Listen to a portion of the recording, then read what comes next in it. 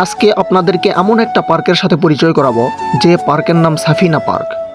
এই পার্কের ভিতর কি কি আছে সবকিছু থাকছে এই ভিডিওতে, তাই ভিডিওটি স্কিপ না করে পুরো ভিডিওটি দেখেন। আশা করি আপনাকে কাছে ভিডিওটি ভালো লাগবে। আসসালামু আলাইকুম, হ্যালো এভরিওয়ান, কি অবস্থা সবার? আশা করি সবাই অনেক অনেক ভালো আছেন। আমিও আলহামদুলিল্লাহ অনেক ভালো আছি। টাইটেল এবং থাম্বনেইল দেখে আপনারা বুঝতে পারছেন যে আজকের ব্লগটা খুব স্পেশাল হতে যাচ্ছে। এর কারণটা হচ্ছে আমরা এই মুহূর্তে রাজশাহী থেকে রওনা দিচ্ছি সাফিনা পার্কের দিকে। আমরা ডাইরেক্ট চলে যাব গোদাগাড়ি, এই গোদাগাড়ি থেকে ডাইরেক্ট যাব সাফিনা পার্ক। সামনে যে সুন্দর রাস্তাগুলো দেখতেছেন এই রাস্তাগুলো হচ্ছে রাজশাহীর রাস্তা, কেননা রাজশাহীর রাস্তা মানেই একটা ব্র্যান্ড। এই রাজশাহী শহরের সুন্দর রাস্তা দেখতে দেখতে আমরা পৌঁছে গেলাম গোদাগাড়ি গোল চক্করে। সেই গোদাগাড়ি থেকে আর একটা অটো ধরে চলে যাচ্ছি সাফিনা পার্কের দিকে। গোদাগাড়ি থেকে সাফিনা পার্ক মাত্র 15 টাকা ভাড়া। আর হ্যাঁ, রাজশাহী শহরেই হোক বা রাজশাহীর বাহিরেই হোক, কোনো গাড়িতে চড়ার আগে দামটা বন্দোবস্ত করে নিয়ে সেই গাড়িতে উঠবেন। অবশেষে দেখতে দেখতে আমরা পৌঁছে গেলাম সাফিনা পার্কের মেন গেটে। সর্বপ্রথম এই পার্কটা যখন মানুষের কাছে জনপ্রিয় হয়ে ওঠে, এই পার্কের মেন গেটটাই কিন্তু সকলের কাছে জনপ্রিয় হয়ে উঠছে। এরপর টিকিট কাউন্টারে গিয়ে 50 টাকা পিস, যেহেতু আমরা 5 জন ছিলাম, 5টা টিকিট ক্রয় করে আমরা ঢুকতেছি সাফিনা পার্কের মেন গেট দিয়ে ভিতরে। ভাইরাল পার্ক হলে যা হয়, আমি এই পার্কে না আসলে আমি জানতেই পারতাম না যে এটা পার্ক না মেলা।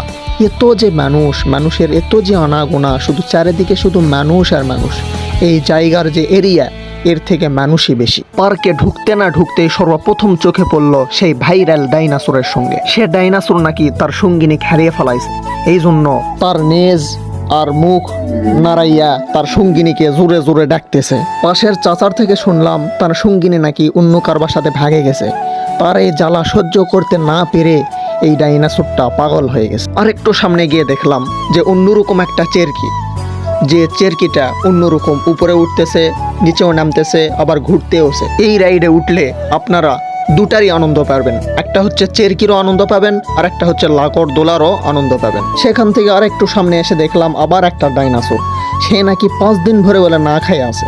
তার ক্ষুধার জ্বালার কারণে সে অনেক ডাকাডাকি করতেছে, কিন্তু পার্কের কোনো মালিকের কানে তার আওয়াজটা পৌঁছতেছে না। আর একটু ঘুরতে ঘুরতে আর একটা দোকান চোখে পড়ে গেল, যে ঘুরতে ঘুরতে যখন আপনাকে গরম লাগবে তখন এখান থেকে আইসক্রিম বা ঠান্ডা জাতীয় কোনো কিছু নিয়ে নিজেকে ঠান্ডা করতে পারবেন। যদি বেশি গরম লাগে তাহলে সামনের এই ঝর্ণাতে গিয়ে ফিরে ফিরে গোসলও করতে পারবেন। সামনে দেখতে পাচ্ছি যে উঁচু একটা ঢিবি বানিয়ে রাখছে। আরে ভাই, ওর উপর উঠেও বলে ছবি তোলা লাগবে। এরপরে সামনে পুকুরে তো পাও পেরেল করা নৌকা আছে। এরপরে সামনে দেখতে পাচ্ছি যে একটা ঝর্ণার মতো, সেখান থেকে পানি বয়ে বয়ে পড়তেছে। সেখানে এমন এক অবস্থা, সেখানে ছবি তোলার জন্য সিরিয়াল ধরা লাগতেছে। আরে ভাই, আমরা বাঙালি বলে কথা, যে টাকা দিয়ে আমরা ঢুকছি সে টাকা ছবি তোলার মাধ্যমে হলেও সে টাকা তো তুলতে হবে। একজন যখন ছবি তোলা দেখতেছে, সে ওটি ছবি তুলতেছে, সে যায় সেখানে সিরিয়াল ধরা আছে, তাকে বলে ওটি ছবি তোলা লাগবে, আর কোনো জায়গা নেই। এরপর সামনে যাইতে যাইতে আর একটা ময়ূর চোখে পড়লো। আর এই ময়ূরের এখানে এমন ভিড়, সেখানে ছবি তোলার জন্য তো সিরিয়াল ধরা লাগতেছে। এর ছবি তোলা হচ্ছে আর একজন ছবি তুলতেছে, আবার ওর তোলা হচ্ছে আর একজন তুলতেছে। সেখানে এমন এক অবস্থা। এরপর আমরা সেখান থেকে চলে গেলাম অন্য জায়গার দিকে। চিন্তা করলাম যে অন্য জায়গার দিকে ছবি তোলা আগে শেষ করে আবার এটি আসবো না, যেহেতু এখানে এত ভিড়।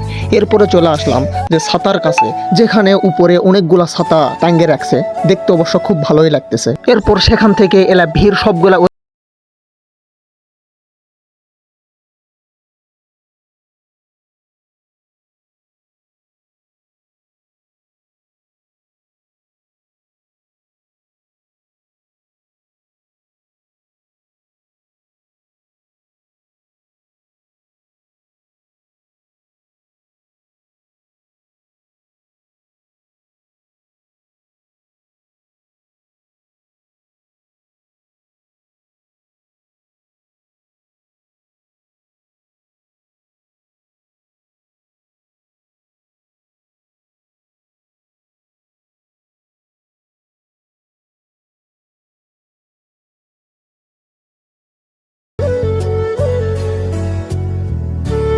সামনে দেখতেই পাচ্ছেন যে রাস্তার 2 সাইড দিয়ে কি সুন্দর করে রড দিয়ে ফুল বানিয়ে রাখছে। অবশ্য দেখতে খুব ভালোই লাগতেছে। আবার পাশের রাস্তা যে সুন্দর করে ফুল বানিয়ে রাখছে, যে সুন্দর করে লাভ বানিয়ে রাখছে।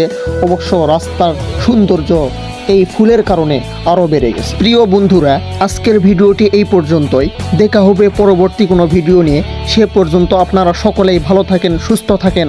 আর এই ভিডিওটি আপনাকে কাছে কেমন লেগেছে অবশ্যই কমেন্টস করে জানাবেন। ধন্যবাদ।